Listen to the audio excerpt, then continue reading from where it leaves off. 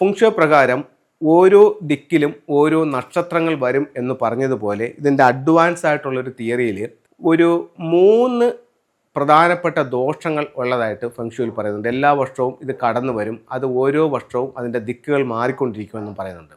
അതിൽ ഒന്നെന്ന് പറയുന്നത് 5 ആണ്.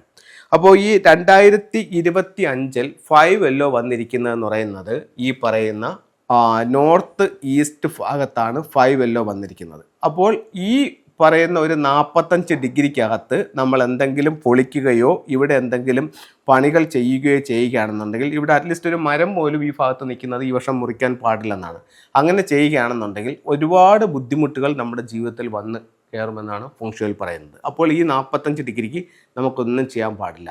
അതേപോലെ തന്നെ കിഴക്ക് വശത്ത് ഈ വർഷം വന്നിരിക്കുന്ന ഇതെന്ന് പറയുന്നത് പിന്നെ 3 കില്ലിങ്സ് ആണ് കിഴക്കിൽ വന്നിരിക്കുന്നത്. 3 കില്ലിങ്സ് ഈ വർഷം ഈസ്റ്റിൽ വന്നിരിക്കുന്നതുകൊണ്ട് ഈ ഭാഗവും ഒരു കാരണവശാലും പൊളിക്കാൻ ഒന്നും പാടില്ല.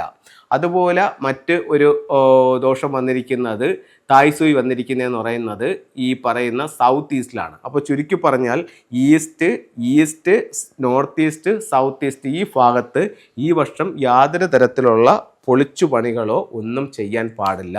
അങ്ങനെ നിങ്ങൾക്ക് എന്തെങ്കിലും ചെയ്യുന്നെന്നുണ്ടെങ്കിൽ ഈ ഫെബ്രുവരി 4 മുമ്പ് അത് ചെയ്യേണ്ടതാണ്.